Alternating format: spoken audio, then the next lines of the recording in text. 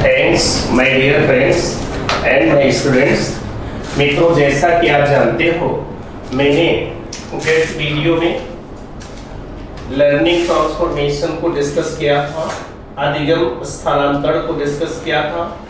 उसके पहले अधिगम किसे कहते हैं, अधिगम के फीचर्स क्या हैं, अधिगम कितने प्रकार का होता है, ये सारे तथ्यों को मैंने एक एक बिंदुवार एक्सप्लेन किया था।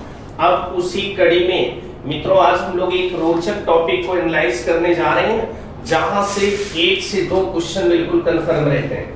क्योंकि मित्रों जब भी हम लर्निंग में चलते हैं, एक क्वेश्चन कंफर्म हो जाता है कि या तो कभी लर्निंग की पठार, प्लेट ऑफ लर्निंग अधिगम पठार से प्रश्न करता है, या कर्व ऑफ लर्निंग अर्थात अधिगम वक्र से प्रश्न करता है। तो मित्रों हमेशा ध्यान रखना, अधिगम पठार से प्रश्न आए या अधिगम वक्र से प्रश्न आए, आपको हमेशा जागरूक रहना है। एक एक पक्षों को अगर आप सहज भाव से समझ चुके हो तो प्रश्न को टैकल करना, प्रश्न को हैंडल करना बहुत आसान हो जाता है। आप एक चीज समझना मित्रों, अपने लाइफ से पहले किसी चीज को जोड़ करके चलने की कोशिश करिए, बात बिल्कुल क्लियर हो जाती है। आप रटना नहीं, बिल्कुल एकदम नीट एंड क्लीन, केवल समझने की कोशिश करो। ध्यान दीजिए मित्रों, कभी कभी हम लोग करते क्या है, पढ़ते जाते हैं, गुरुजन का अनुसरण करते जाते हैं, परिस्थितियों से झेलते रहते हैं, कुछ न कुछ हमेशा हम सीखते रहते हैं। या जब कभी आप किसी क्लास में पढ़ाते रहते हो, बच्चों को लगातार पढ़ाते रहते हो, लेकिन बच्चे कंटिन्यू एक ही गति से, एक ही मात्रा में, एक ही उत्साह से सारे तथ्यों को नहीं सीखते हैं। आप इसको हमेशा दिमाग में रखिएगा। बच्चा कभी तेज सीखता है, कभी धीमा सीखता है, कभी तेज सीखता है, कभी धीमा सीखता है। इस तरह से वह अनवरत चलता रहता है, लेकिन वह हमेशा एक जैसे फ्लो में ही सीखेगा, ये कभी संभव नहीं है।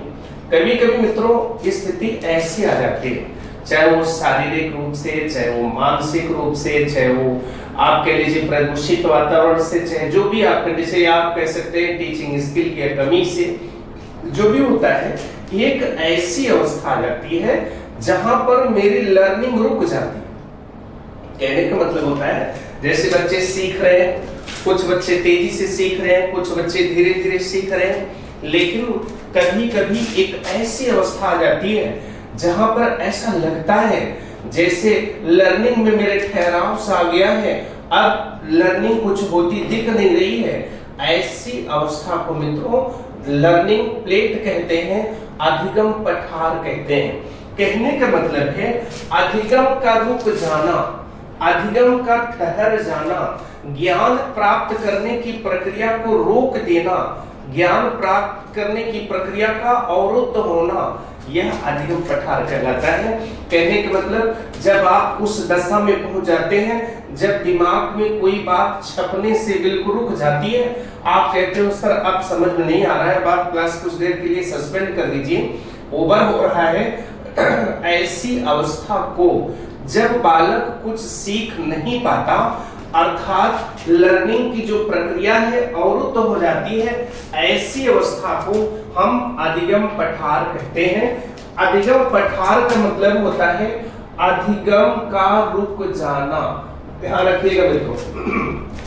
तो आपने एक चीज समझ लिया कि लर्निंग प्लेट, अधिगम पठार, अधिगम पठार एक लाक्षणिक अर्थ में हमारे सामने प्रस्तुत किया गया है। अधिगम पठार का मतलब होता है अधिगम का रुक जाना, ठीक है, अर्थात एक ऐसी अवस्था जब बच्चे की सीखने की गति इतनी धीमी हो जाती है और एक तरह से ऐसा लगता है जैसे वो ठप सी हो जाती है, रुक सी जाती है, उसे हम अधिगम पठार कहते हैं। एक ऐसी अवस्था जहां अधिगम रुक जाती है, अधिगम जैसे बिल्कुल अधिगम की प्रक्रिया जैसे ठहर सी जाती है, उसे हम अधिगम पठार कहते हैं। तो मित्रों पहला प्रश्न आपसे पूछ सकता है कि अधिगम पठार हम किसे कहते हैं, तो उसमें दिया रहेगा अधिगम का रुक जाना, अधिगम का धीमा हो जाना, आनुपातिक रूप से कमी आना, ये सब बातें दिया रहता है। तो आप हमेशा ध्यान रखिएगा कि नॉर्मली उसमें देता है अधिगम का रुक जाना, आप उसी को टिक मारेंगे। कंफर्म हो गया। अब दूसरी बात होती है मित्रों, ध्यान दीजिए हमारे इस चार्ट पर, जैसे मान लीजिए जब आप कुछ सीखते रहते हैं, पहले थोड़ा सा सीखते हैं, फिर उससे अधिक सीखते हैं, फिर उससे अधिक सीखते हैं, फिर उससे अधिक सीखते हैं, फिर उससे अधिक सीखते हैं, ऐसे आप सीखते चले जाते हैं। तो मित्रों ध्यान रखना, आज हमने कुछ सीखा, कल कुछ सीखा, परसों कुछ सीखा, नरसों कुछ सीखा, ऐसे हम बिल्कुल अपडेट करते चले जाते हैं नॉलेज को। तो लर्निंग हमेशा वर्टिकल होती है मित्रों, बिल्कुल लंबवत चलती रहती है। और जब वह लंबवत चलती रहती है, लंबवत रेखा में चलती है, तब वह लर्निंग हमें दिखाई देती है। जैसे आज हमने 5 तक का पहाड़ा तैयार करवाया बच्चों को, कल 5 के आगे चला, लगभग 6, 7, 8 तक पहाड़ा पढ़ा, फिर उसके बाद 10 तक पहुंच गया, फिर 12 तक पहुंच गया, लास्ट में 20 तक का पहाड़ा तैयार कर लिया। तो मेरे कहने का मतलब होता है, जब हम ऐसा पढ़ाते हैं कि जो लर्नर होता है, जो अधिगम करता होता है, बिल्कुल कभी कुछ कभी कुछ कभी कुछ कभी कुछ सीखते बिल्कुल ऊपर की ओर चला जाता है, तब वह लर्निंग दिखती है और हम कहते हैं कि बालक सीख रहा है, बालक के व्यवहार में परिवर्तन आ रहा है। इसीलिए कहा जाता है कि लर्निंग की जो दिशा होती है, लर्निंग की जो गति होती है, अगर रेखांकन के अनुसार मुझे बोलना पड़े, it is totally vertical concept होता है, बिल्कुल लंबवत श्रेणी में चलती है कि पहले बच्चे को कुछ सिखाया, फिर उसके बाद कुछ सिखाया, फिर कुछ सिखाया, फिर कुछ सिखाया, फिर कुछ सिखाया, अर्थात जो सीखता चला जा रहा है, तब हम कहते हैं कि लर्निंग हो रही है, अधिगम बच्चा कर रहा है, बच्चा कुछ न कुछ सीख रहा है, अनुभव में, उस अनुभव के आधार पर उसके व्यवहार में परिवर्तन आ रहा है, ये सब चीजें हम मान लेते हैं। लेकिन मित्रों ये चीजें हमेशा नहीं चलती हैं। एक समय ऐसा आता है, सीखते सीखते सीखते बच्चा बिल्कुल जैसे ऐसा लगता है जैसे रुक सा गया है, अर्थात एक ऐसी अवस्था जहां पर ऐसा महसूस होता है अब बालक कुछ नहीं सीख रहा है, ऐसी अवस्था को अधिगम पठार कहते हैं। मित्रों ध्यान रखिएगा, अधिगम पठार जैसे हम सामान्य रूप में कह रहे हैं, आप देख रहे हैं शब्दों को हम रिपीट भी कर रहे हैं कि अधिगम का रुक जाना अधिगम पठार कहलाता है। यह मित्रों ध्यान रखिएगा, यह साधारण परिभाषा है। जैसे टेट वगैरह पूछ लेता है अधिगम का रुक जाना, ठीक है, तो उसमें विकल्प दिया रहता है, अधिगम पठार हम ट्रिक लगा देते हैं। लेकिन मित्रों एक चीज मैंने आपको समझाया है, आपको पता भी होगा, मैंने क्लास में स्टडी भी कराई है, शिक्षा मनोवैज्ञानिकों की राय भी है कि लर्निंग कभी रुकती नहीं है। व्यक्ति जब से जन्म लेता है और जब तक वह मर नहीं जाता, अर्थात उसका एग्जिस्टेंस इसमें चिंतन के क्षितिज पर बना रहता है, तब तक वह कुछ न कुछ अधिगम करता रहता है। इवन जब व्यक्ति मरने के कगार पर पहुंच जाता है, तब भी वह कुछ न कुछ सीखता रहता है। जैसे अगर वह प्राण के अंतिम अवस्था में पहुंच गया, तब भी वह लेटे हुए सोचता रहता है कि आज मेरी कितनी सेवा हुई, कितनी नहीं हुई, मैंने किसके साथ क्या किया, क्या नहीं किया, मुझे क्या करना चाहिए था, क्या नहीं करना चाहिए था। वह जीर्ण शीर्ण शरीर को अंतिम रूप से विदा करने से पहले भी वह सीखता रहता है, एहसास करता है, लेकिन वह उसमें कुछ परिमार्जन नहीं कर पाता है। तो मेरे कहने का मतलब है, जन्म से लेकर के मृत्यु तक व्यक्ति प्राणी हमेशा कुछ न कुछ सीखता रहता है। इसलिए अधिगम होता है, लेकिन अधिगम लंबवत जब होगा तब तो मित्रों दिखाई देता है कि हमने 2 का पहाड़ तैयार करवाया, 5 का तैयार करवाया, 10 का, फिर 15 का, ये मतलब ऊपर की ओर उठता हुआ दिखाई दिया।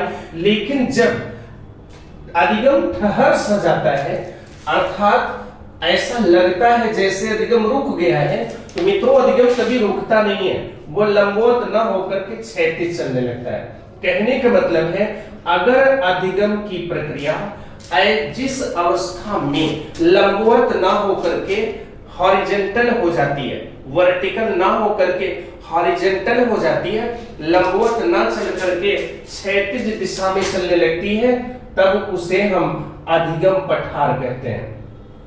तब उसे हम अधिगम पठार कहते हैं। यह मित्रों लर्निंग की प्रक्रिया चल रही है, हमने जो सीखा है उसका प्रयोग हम कर रहे हैं, लेकिन चूंकि यह हॉरिजॉन्टल दिशा में चल रही है, लर्निंग बिल्कुल समानांतर रेखा में चल रही है, समानांतर दिशा में लर्निंग चलने लगती है, तब वहां बढ़ोतरी कुछ दिखाई नहीं देती, इसलिए ऐसी अवस्था को भी हम अधिगम पठार कहते हैं। तो अगर कभी मित्रों पेपर में प्रश्न आए कि अधिगम पठार का अर्थ है अधिगम का लंबवत दिशा में गतिमान हो जाना, अधिगम प्रक्रिया का क्षैतिज दिशा में गतिमान हो जाना, या किसी और दो विकल्प और कुछ बना दें, आप ध्यान रखिएगा अधिगम का समानांतर रूप में गतिमान हो जाना अर्थात क्षैतिज दिशा में गतिमान हो जाना, यहां मैंने पॉइंट आउट भी किया है अधिगम का समानांतर या क्षैतिज रूप में गतिमान होना भी अधिगम पठार कहलाता है। तो मित्रों दूसरा अर्थ हो गया।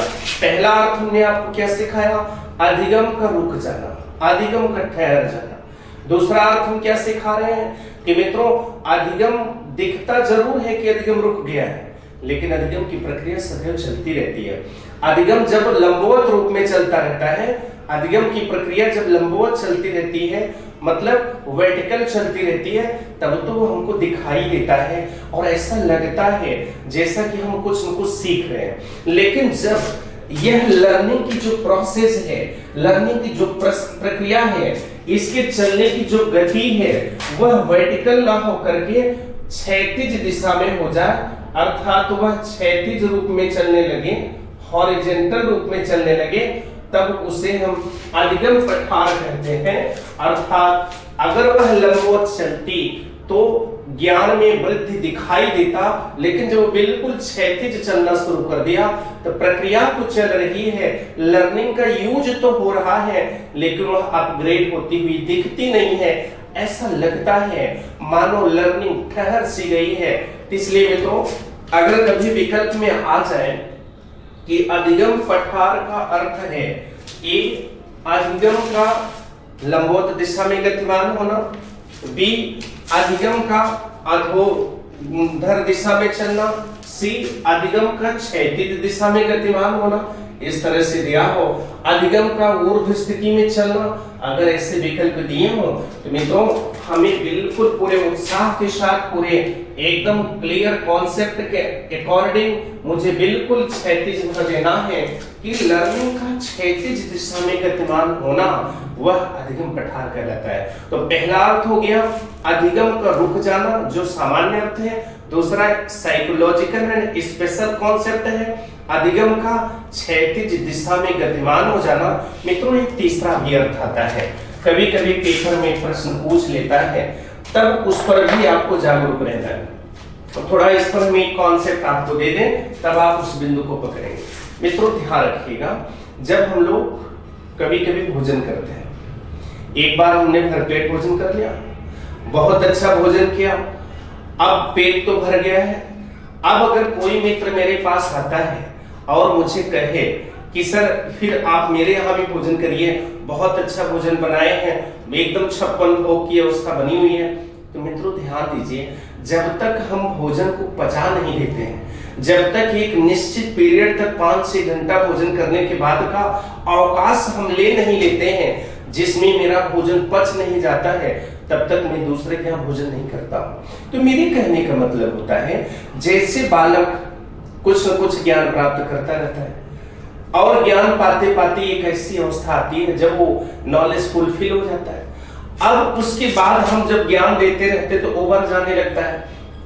अगर हम उसमें कुछ वेरिएशन करते हैं, अगर कुछ उसमें हम चुटकुला वगैरह कर दें या कुछ स्पेस दे दें, उसके ज्ञान में कुछ अंतरावकाश ला दें, इंटरवल उसमें हम डाल दें, तो आप देखते हैं कि एक निश्चित समय के बाद जब इंटरवल की कंडीशन आती है तब बच्चा जो ज्ञान प्राप्त किया है वह धीरे धीरे दिमाग में सेटअप हो जाता है। धीरे धीरे जैसे भोजन हमने ग्रहण किया, धीरे धीरे पाचन होने लगती है और भोजन पच जाता है, तो उसी तरह से हमारा ज्ञान जब हम बच्चे को पढ़ाते हैं, बच्चा मेरा ज्ञान धारण करता है, अधिगम की प्रक्रिया में वो चलता है, एक सीमा तक ज्ञान प्राप्त करने के बाद उसको भी ज्ञान के पचने का काल भी होना चाहिए, ज्ञान को दिमाग में एक सेटअप स्तर पर होना चाहिए। धीरे धीरे जब ज्ञान दिमाग में सेट हो जाता है तब फिर स्पेस बन जाता है और उसके बाद बच्चे को हम कोई नई चीज सिखाते हैं तो फिर बच्चा मेरा सीखना शुरू कर देता है। तो इसीलिए मित्रों ध्यान रखिएगा, अधिगम पठार का अर्थ होता है अधिगम के पचने का काल, ज्ञान के पचने का काल।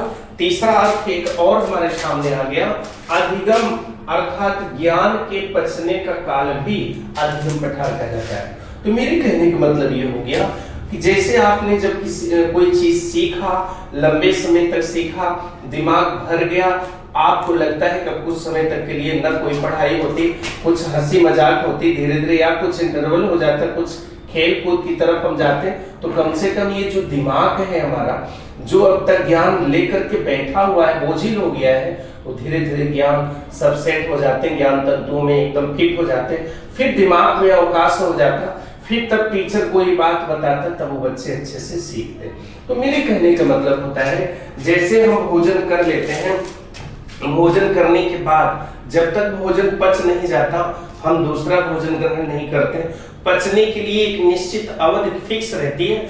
उसी तरह से मित्रों ज्ञान ग्रहण करने के बाद, ज्ञानार्जन के बाद जो ज्ञान की रश्मियां हैं जब तक मस्तिष्क में पच नहीं जाती हैं, मस्तिष्क में बिल्कुल एक श्रेणी में सेटअप नहीं हो जाती हैं, तब तक दूसरा ज्ञान हम ग्रहण नहीं कर पाते हैं। इसीलिए थोड़ा सा जब बच्चा मतलब ज्ञान को ग्रहण करने में या कह सकते हैं ज्ञानार्जन करने में ठहर सा जाता है, तो जो ज्ञान की उसमें पूंजी पहले से संग्रहित किए रहता है वो सेट हो जाती है।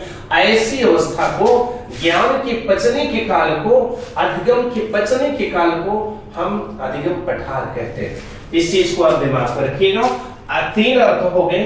साधारण अर्थ है अधिगम का रुक जाना, दूसरा अर्थ है अधिगम का समानांतर या क्षैतिज दिशा में चलना, तीसरा अर्थ है अधिगम के पचने का काल, अर्थात जो ज्ञान हमने पाया है उसे कुछ समय के लिए पचने के लिए भी एक स्पेस मिले, अर्थात थोड़ा ठहराव सा जाए, उसे हम अधिगम पठार कहते हैं। तो मित्रों मुझे पूरा विश्वास हो गया आप तीनों कॉन्सेप्ट को समझ चुके हैं। हमेशा ध्यान रखिएगा जब भी लर्निंग करेगा कोई भी लर्नर, कोई भी अधिगम करता, कोई भी शिक्षार्थी, कोई भी विद्यार्थी जब अधिगम करेगा तो जब वह कभी कम किया, फिर उसके बाद अधिक किया, फिर उसके बाद किया, फिर उसके बाद, अर्थात जब वर्टिकल चलता है तब तो मित्रों अधिगम दिखाई देता है। लेकिन जब वही अधिगम की प्रक्रिया क्षैतिज चलने लगती है, अधिगम की प्रक्रिया समानांतर रेखा में चलने लगती है, ऐसा लगता है जैसे लर्निंग ठहर सी गई है, ऐसी कंडीशन को हम अधिगम पठार कहते हैं। बिल्कुल क्लियर हो गया, कोई दिक्कत आपको नहीं होगी। अब उसके बाद एक प्रश्न मन में आता है कि यह अधिगम पठार क्या चिंताजनक होता है?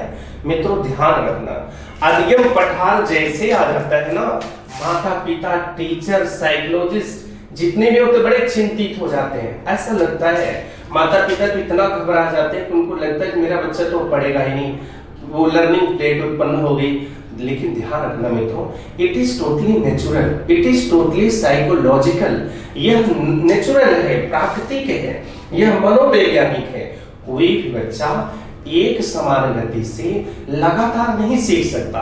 बच्चे को तो छोड़ दीजिए, लर्नर को तो छोड़ दीजिए, हम लोग अपने को ले लें। अगर कहीं क्लास में बैठे हो या कहीं मंच से भाषण चल रहा हो, बड़ा अच्छा ज्ञानार्जन हो रहा हो, लेकिन एक निश्चित समय तक हम सीखते हैं, उसके बाद झपकी लेने लगते हैं, दिमाग इधर उधर जाने लगता है। तो मेरे कहने का मतलब है अधिगम पठार का आना, बिल्कुल मित्रों क्लियर, फिर से समझ लेना, एकदम दिमाग में सेटअप कर लो। अधिगम पठार का आना नेचुरल है, अधिगम पठार का उत्पन्न होना मनोवैज्ञानिक है। यह कोई बहुत बड़ी समस्या नहीं है। हाँ, अधिगम पठार का आना ठीक है, हमारे ज्ञान के लिए उपयोगी है, क्योंकि उस समय ज्ञान को पचने के लिए, ज्ञान को सेटअप होने के लिए स्पेस मिल जाता है, हमारे दिमाग में फिर अवकाश आ जाता है, हम फिर नए ज्ञान को ग्रहण करने में लग जाते हैं। लेकिन मित्रों यह केवल थोड़े समय के लिए होता है। अगर अधिगम पठार थोड़े समय के लिए हो, एक निश्चित समय के लिए हो, तब तो चलता है। स्वस्थ ज्ञानार्जन के लिए मैं आपको क्लियर रूप में समझा दूं, स्वस्थ ज्ञानार्जन के लिए अधिगम पठार का होना जरूरी है। क्योंकि अधिगम पठार नहीं होगा तो जो ज्ञान हमने ग्रहण किया है उसके पचने का अवकाश नहीं मिलेगा। जब ज्ञान मेरा पचेगा नहीं, ज्ञान मेरा सेटअप नहीं होगा, तो दिमाग में मेरे स्पेस नहीं बचेगा, ओवर हो जाएगा। हम जो भी सुनेंगे, गुरुजी जो भी बोलेंगे सब दिमाग के ओवर हो जाएगा। तो इसलिए अधिगम पठार का आना नेचुरल है, अधिगम पठार का आना साइकोलॉजिकल है, और यह कोई प्रॉब्लम नहीं है। प्रॉब्लम तब बन जाता है जब अधिगम पठार लंबे समय तक रह जाता है। मित्रों मेरी बात को ध्यान रखिएगा, आप लोग बिल्कुल लाइव देख रहे होंगे, मैं समझा रहा हूं कि अधिगम पठार का आना नेचुरल है, अधिगम पठार का उत्पन्न होना साइकोलॉजिकल है। यह कोई गंभीर बीमारी नहीं होती, सबके साथ होता है। हर लर्नर के साथ लर्निंग प्लेट उत्पन्न होने की कंडीशन आती है, लेकिन यह समस्या तब बढ़ जाती है जब अधिगम पठार का जो स्पेस है, अधिगम पठार का जो टाइम है वह अधिक होने लगता है। कहने का मतलब जब अधिगम पठार लंबे समय तक रुक जाता है, दीर्घ काल तक रुक जाता है, तब मित्रों हमारे लिए समस्या उत्पन्न हो जाती है और वहां पर हम चिंतन करने लगते हैं कि आखिर क्यों लर्निंग प्लेट इतने दिन तक ठहरी हुई है, और उसको जो ठहराव है उसको तोड़ने की कोशिश में हम लोग संलग्न हो जाते हैं। अब मित्रों ये तो क्लियर हो गया कि लर्निंग प्लेट का मतलब, अधिगम पठार का मतलब उंगलियों पर हम तैयार किए, अधिगम का रुक जाना, अधिगम का ठहर सा जाना। दूसरा हमने सीखा कि अधिगम का लंबवत दिशा में ना होकर के क्षैतिज दिशा में होना। तीसरा हमने सीखा अधिगम के पचने का काल, ज्ञान के पचने का काल, जो ज्ञान हमने पाया है उसको हम बिल्कुल जब तक मेरे दिमाग में सेटअप नहीं हो जाता उसे हम बिल्कुल अच्छी तरीके से हम ज्ञान प्राप्त करने में सफल नहीं हो पाते, तो उसे हम पठार कहते हैं। तो जैसे आप कहते हैं अधिगम के पचने का काल, इसी को हम लोग ये भी कह सकते हैं ज्ञान के पचने का काल। यहाँ हम ये भी लिख सकते हैं ज्ञान के पचने का काल, ठीक है। तो इस तरह से मित्रों जो ज्ञान बच्चा पाया है उसे भी हम मतलब उसको बिल्कुल एक तरह से सेटअप हो जाए, कर्मिक रूप में सेट हो जाए, उसे हम अधिगम पठार कहते हैं। अब एक प्रश्न, दूसरा प्रश्न आया, क्या अधिगम पठार नेचुरल है? बिल्कुल, it is totally natural, it is totally psychological. यह सबके साथ होता है, प्राकृतिक है, आएगा, निश्चित आएगा मित्रों।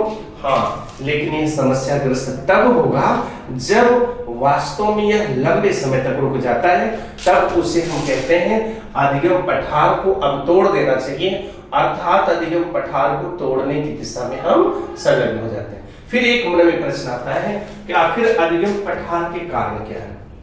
तो मित्रों आप देख रहे होंगे अधिगम पठार के रीजन क्या है, मैंने बिल्कुल पॉइंट आउट कर दिया है। आप स्क्रीनशॉट कर लेंगे जिससे आपको बिल्कुल क्लियर रहेगा, आपको कोई दिक्कत समझने भी नहीं होगी, समझने में भी नहीं आएगी, और आप बेहतरीन तरीके से उसको एनालाइज कर सकेंगे। अब आप देख रहे हो कि लर्निंग प्लेट का कारण क्या हो सकता है। मित्रों पहला कारण होता है नॉलेज लिमिट, इसको हम कहते हैं नॉलेज लिमिट, ज्ञानावरोध। ज्ञानावरोध क्या है मित्रों? ज्ञानावरोध का मतलब होता है, उसको आपको समझना है। ज्ञानावरोध का मतलब होता है जब कोई लर्नर, जब कोई अधिगम करता किसी यंत्र विशेष से कोई ज्ञान सीखे, ध्यान देना मेरी बातों को, किसी यंत्र विशेष के आधार पर कोई कौशल सीखे और वह वहीं तक रुक जाए, अर्थात जिस यंत्र विशेष के आधार पर उसने कौशल सीखा है अपने को वहीं रोक दे, उसके आगे वह नवीन कौशल न सीखे, उसे हम ज्ञानावरोध कहते हैं। जैसे मित्रों पहले आप कोर्ट कचहरी में जाते थे, कोर्ट में जाते थे, सब लोग जितने भी वहां राइटर होते थे सब टाइप राइटर रहते थे, अर्थात टाइपिंग मशीनें लिए हुए कटपट कटपट करते रहते, सब टोटल नोट करते रहते थे। और मित्रों हुआ क्या कि जब ये लोग केवल टाइप राइटर से टाइपिंग करना सीखे और ये केवल टाइप राइटिंग मशीन तक ही सीमित रह गए, आगे जब कंप्यूटरीकरण हो गया, अर्थात कंप्यूटराइजेशन आ गया, तब ये लोग फेल खा गए। जितनी अच्छी अच्छी एकेडमी है, जितने बिल्कुल टाइप राइटिंग के अच्छे अच्छे संस्थाएं हैं, सब बिल्कुल बेरोजगार होकर के रोड पर आ गए। क्यों आ गए? इसलिए आ गए क्योंकि उन्होंने किया क्या, वो केवल अपने ज्ञान को टाइप राइटिंग तक ही सीमित रखा, अर्थात टाइप राइटिंग जो मशीन है वहीं तक ही उनका कौशल सीमित रह गया। आगे उन्होंने कंप्यूटर पर टाइपिंग करने की कला नहीं सीख पाई, वहीं तक वो अपने को रोक लिए, इसलिए वहां पर लर्निंग प्लेट उत्पन्न हो जाता है। तो कहने का मतलब मित्रों ये हो गया कि जैसे हमने कोई टाइप राइटिंग मशीन या कोई भी चीज हमने ले लिया और हमने उसी के आधार पर सीखने की कोशिश किया, हमने हमेशा लर्निंग उसी के आधार पर किया। पता लगता है जब इसका समय खत्म हो गया, कंप्यूटर का समय आ गया और जो यहाँ टाइपराइटर बैठे हुए थे उनकी सारी स्किल केवल इसी यंत्र तक रह गई, आगे वो नहीं बढ़ पाए, तो यहीं पर पठार उत्पन्न हो जाता है, अर्थात लर्निंग प्लेट उत्पन्न हो जाती है। इससे निष्कर्ष निकलता है जब कोई अधिगम करता अपने ज्ञान प्राप्त करने की सीमा निश्चित कर लेता है, किसी यंत्र विशेष पर जो प्रशिक्षण पाया है वहीं तक अपने को रोक लेता है, ऐसी अवस्था अधिगम पठार उत्पन्न करने की अवस्था होती है, उसे हम ज्ञानावरोध कहते हैं।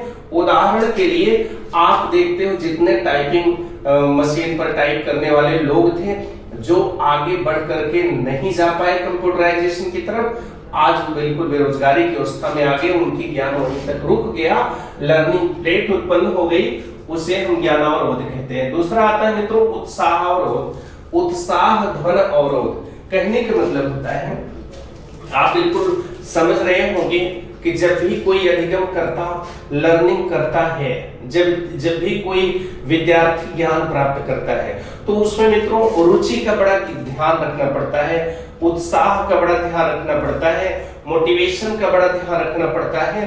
अर्थात अगर बालक घर से ही उत्साहित होकर के चलता है तो विद्यालय में आने के बाद वो बड़ी तेजी से चीजों को कैच करना शुरू कर देता है। गुरुजी जो भी समझाएंगे बड़ी तेजी से कैच करेगा, खुशी खुशी मन से वह उस विषय को ग्रहण करेगा और लर्निंग बहुत अच्छी होगी। दूसरी चीज मित्रों, जब कोई बच्चा इंटरेस्ट लेने लगता है टॉपिक में तो डीप से डीप बिंदुओं को भी बड़े गहराई से एनालाइज कर लेता है, सहज भाव से उसे आत्मसात कर लेता है। लेकिन अगर किसी कारण बस उसके उत्साह में कोई अवरोध उत्पन्न हो गया, रुचि में कोई बाधा पड़ गई, ऐसी दशा में अधिगम पठार कराना स्वाभाविक है। तो मेरे कहने का मतलब हो गया मित्रों, पहला तो किसी व्यक्ति ने अपने को केवल यंत्र विशेष के ही कौशल तक रोक दिया, आगे बढ़ने की कोशिश नहीं किया, इससे वहां लर्निंग प्लेट आई। दूसरा, अगर उत्साह में बाधा पड़ जाए, ठीक है, रुचि में बाधा पड़ जाए और बालक घर से ही निकले तो दुखी आत्मा होकर के निकले, बताइए वो क्लास में कितना सीखेगा। मेरे कहने का मतलब सिर्फ इतना सा है कि अगर बच्चा घर से जोशीला होकर के निकला है, उत्साह बिल्कुल फुलफिल है, उसके अंदर में हर चीज पकड़ने की एक जज्बा बना हुआ है, तो कितना भी जटिल विषय हो मित्रों निश्चित रूप से वह सीखने में सफल होगा। इसलिए कह रहे हैं अगर उत्साह में बाधा होगी तो लर्निंग प्लेट उत्पन्न हो जाती है। तीसरा आता है शारीरिक क्षमता अवरोध। कहने का मतलब होता है मित्रों, जब भी आप देखते हो क्लास में देखते हो सारे विद्यार्थियों की शारीरिक क्षमता एक जैसे नहीं होती। पता लगता है कोई विद्यार्थी फिजिकली कमजोर है, कोई विद्यार्थी मेंटली कमजोर है, ठीक है, कोई विद्यार्थी किसी न किसी उसमें बीमारी से ग्रसित है। अगर मित्रों उसकी शारीरिक क्षमता मजबूत नहीं होगी, उसकी शारीरिक क्षमता में अवरोध उत्पन्न हो जाएगा तो निश्चित रूप से उसका अधिगम की जो गति है धीमी हो जाएगी, एक ऐसी अवस्था में आ जाएगी जब लगेगा कि उसका अधिगम रुक गया है, वह सीख नहीं पाता है। इसलिए हम कहते हैं शारीरिक क्षमता अवरोध, अर्थात जो फिजिकल पावर हमारे बॉडी में है, सबके बॉडी का फिजिकल पावर एक समान नहीं होता। पता लगता है जिसकी शारीरिक क्षमता कमजोर है, जो फिजिकली किसी चीज से परेशान है, उसके अंदर लर्निंग की जो क्षमता है, अधिगम की जो क्षमता है धीरे धीरे मित्रों कम होने लगती है, एक ऐसी बिंदु पर पहुंच जाती है जब लगता है कि वह अधिगम बिल्कुल ठहर सा गया है, उसे हम अधिगम पठार कहते हैं। तो मित्रों शारीरिक क्षमता में जो अवरोध उत्पन्न होता है उससे भी अधिगम पठार की दशा बनती है। तो पहला हो गया ज्ञान अवरोध, दूसरा हो गया उत्साह अवरोध, तीसरा हो गया शारीरिक क्षमता अवरोध। अब फिर आता है मित्रों अधिगम की अनुचित विधियां। आप देख रहे हो आजकल बड़ी विचित्र दशा है, सरकारें बदलती रहती हैं, शिक्षा की नीतियां भी बदलती रहती हैं। मित्रों, आज से एक ही अपील है कि आप जहां कहीं पर हो, जिस रूप में हो, जिस समाज से जुड़े हो, लेकिन शिक्षा का राजनीतिकरण नहीं होना चाहिए। अगर कोई गवर्नमेंट शिक्षा पर बिल्कुल टाइट हो रही है, अगली गवर्नमेंट को और टाइट हो जाना चाहिए और सख्त नीति बनानी चाहिए। जब घर का बच्चा ये जान रहा है कि मैं क्लास में पढ़ूं चाहे ना पढ़ूं, घर पर पढ़ूं चाहे ना पढ़ूं, लेकिन स्कूल में बिल्कुल पूरी मैनेजिंग व्यवस्था रहेगी, अच्छे से नकल हम कर लेंगे और हमारे 90% अंक बन जाएंगे। मित्रों, आप बताइए कितना वो मेहनत करेगा, कितना ज्ञान प्राप्त करेगा। निश्चित रूप से उसके ज्ञान में अवरोध उत्पन्न होगा, उसका इंटरेस्ट मर जाएगा, उसका उत्साह खत्म हो जाएगा और वह चुपचाप कक्षा में नकल मारने के चक्कर में लगा रहता है। अर्थात फिर आप देखते हो कि कहीं न कहीं उसकी अधिगम की प्रक्रिया ब्रेक हो जाती है, टूट जाती है। फिर देखते हो तमाम सीरीज चल पड़ती हैं, एग्जाम के समय बहुत सारी कुंजियां निकलती हैं, बच्चा साल भर नहीं पढ़ता, कुंजियों के भरोसे बैठा रहता है, सीरीज के भरोसे बैठा रहता है। तो ये मेरे कहने का मतलब है, ये जो गलत तरीके आ रहे हैं, इससे भी बालक में अधिगम पठार की दशा उत्पन्न हो जाती है, अधिगम की प्रक्रिया ब्रेक हो जाती है। तो कहते हैं अधिगम की अनुचित विधियां भी अधिगम पठार को उत्पन्न कर देती हैं। जब हम गलत तरीके से शिक्षा नीति बनाएंगे, उस पर अमल गलत तरीके से करेंगे, तो बच्चे भी शिक्षा ग्रहण करने से वंचित हो जाएंगे और उनमें लर्निंग प्लेग उत्पन्न होगा, अधिगम में बाधा पैदा होगी। इसलिए अधिगम की जो अनुचित विधियां हैं, वे भी कहीं न कहीं लर्निंग प्लेट के आधार हैं। फिर मित्रों, अन्य कारण में होता है, जैसे आप देखिए बच्चे बहुत अच्छे हैं, लेकिन मित्रों विषय का स्वरूप बड़ा जटिल है। कभी कभी ऐसा होता है कि विषय इतना जटिल होता है कि सभी बच्चे एक जैसा नहीं सीखते, एक निश्चित समय बाद कुछ बच्चे ऊब जाते हैं। तो मेरे कहने का मतलब है, विषय का जटिल स्वरूप हो जाना, विषय की संरचना दुरूह हो जाना भी कहीं न कहीं लर्निंग प्लेट का एक आधार बन जाता है। और फिर उसके बाद आप देखते हो मित्रों, एक चीज आप बताइए, जब आप क्लास में बैठते हो, क्लास में बैठोगे, टीचर पढ़ाएगा, आपके पास क्लास में आने पर अगर कोई विजन ना हो, अगर कोई उद्देश्य ना हो, आप कितना बढ़िया सीखोगे बताइए। अगर हम एक उद्देश्य लेकर के कि मुझे टेट में सफल होना है, सीटेट में सफल होना है, मुझे टीचर बनना है, मुझे जॉब लेनी ही लेनी है, मुझे आईएएस बनना है, जब हम एक विजन लेकर के क्लास में बैठते हैं, एक विजन लेकर के हम स्टडी करते हैं, मित्रों निश्चित रूप से लर्निंग होती है, निश्चित रूप से हमें अधिगम की प्राप्ति होती है। लेकिन जब विजन नहीं होता, उद्देश्य नहीं होता, कहीं न कहीं अधिगम पठार उत्पन्न हो जाता है, अधिगम की गति धीमी हो जाती है, अधिगम रुक जाती है। इसलिए यह अन्य कारण में उद्देश्य का अभाव भी अधिगम पठार का एक प्रमुख कारण माना जाता है। फिर मित्रों, आप देख रहे होंगे थकान या अस्वस्थता, हम कितना भी अच्छा पढ़ाएं, बहुत बेहतरीन ढंग से आपको सिखाएं, लेकिन मित्रों अगर आप थके हारे हो, बिल्कुल शारीरिक रूप से अस्वस्थ हो, तब भी आप नहीं सीख पाते हो, अधिगम रुक सा जाता है, वह भी अधिगम पठार का एक कारण बन जाता है।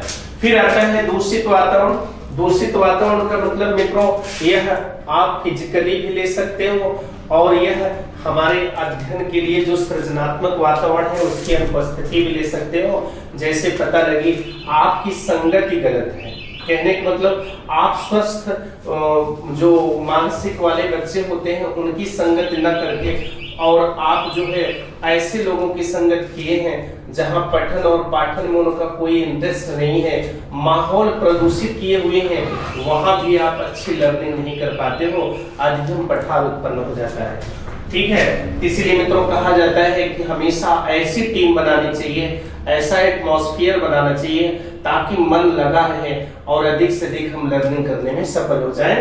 तो दूषित वातावरण भी लर्निंग प्लेट का आधार बनता है। फिर उसके बाद शिक्षण की उचित कौशल का अभाव। मित्रों ध्यान रखिएगा, टीचर के ऊपर भी कहीं न कहीं यह जिम्मेदारी आ जाती है।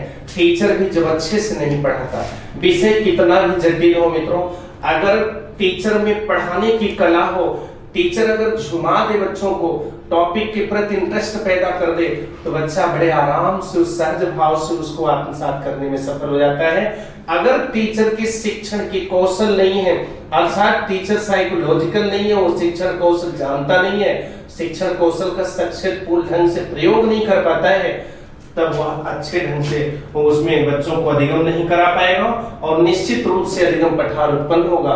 उचित कौशल का अभाव, शिक्षण कौशल का अभाव भी आप देखते हो अधिगम पठार उत्पन्न कर देता है। फिर आता है बुद्धि लब्धि का कम होना। ये तो मित्रों नेचुरल है, अगर बच्चों में बुद्धि लब्धि कम है, आईक्यू कम है, तो ग्रहण करने की क्षमता भी कम हो जाती है, वहां पठार उत्पन्न होता है। फिर कहता है कि किसी विषय विशेष पर सर्वांगीण पक्षों पर फोकस न करके केवल पक्ष विशेष तक ही ले लें, तब भी अधिगम पठार उत्पन्न हो जाता है। जैसे मित्रों मान लीजिए हम लर्निंग प्लेट पढ़ा रहे हैं, हम केवल एक छोटी सी परिभाषा दें, अधिगम का रुक जाना, तो बहुत सारी चीजें आपकी छूट जाती हैं कि अधिगम का समानांतर दिशा में चलना, ठीक है, उसके बाद में ज्ञान के पचने का काल, ये सारी चीजें आपके दिमाग से चली जाती हैं, छूट जाती हैं। तो मेरे कहने का मतलब है, अगर टीचर किसी भी विषय के केवल पक्ष विशेष तक ही आपको सीमित कर देगा, केवल पक्ष विशेष तक ही आपको केंद्रित कर देगा, संपूर्ण विषय का ज्ञान नहीं कराएगा,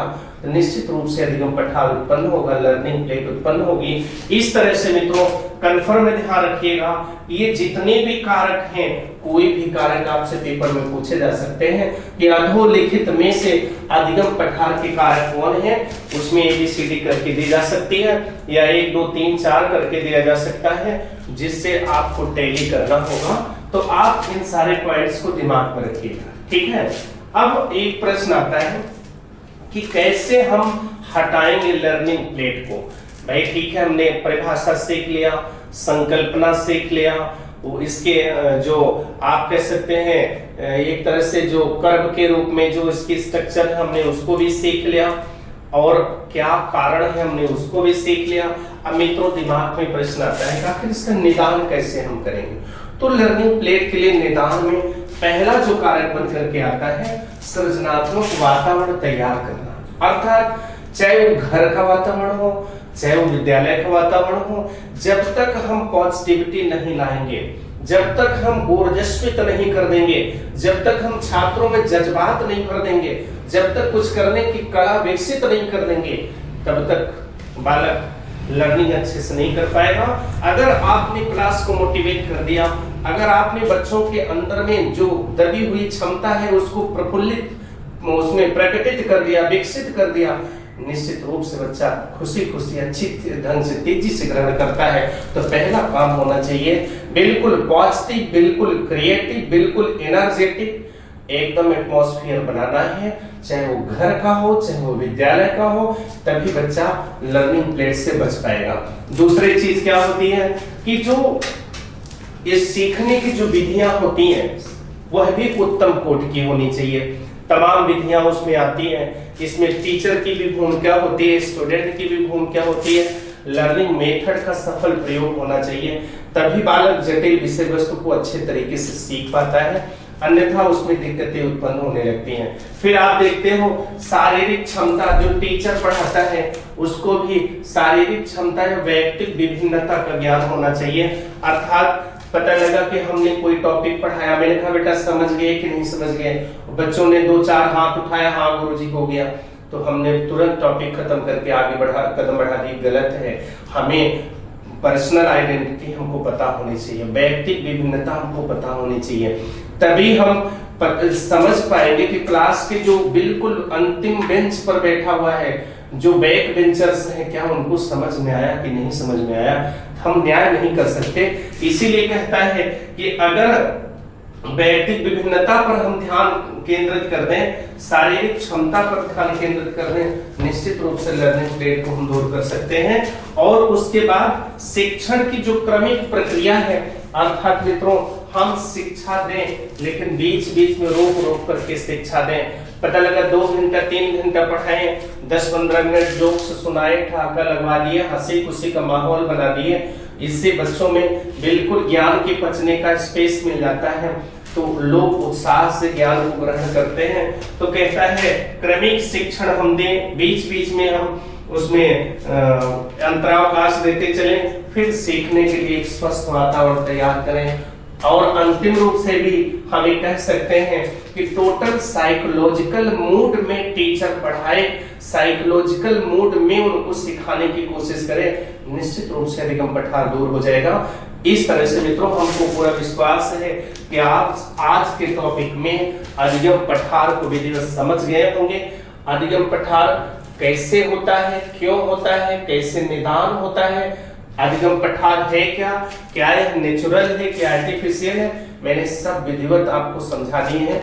मुझे पूरा विश्वास है कि आप बिल्कुल समझ गए होंगे। अब हम लोग नेक्स्ट वीडियो में आप मिलेंगे, उसमें हम अधिगम वक्र की चर्चा करेंगे, एक एक चीजों को समझाएंगे और धीरे धीरे हम लोग क्वेश्चन की प्रैक्टिस की तरफ भी आगे बढ़ेंगे। तब तक के लिए आपको धन्यवाद। Best of luck.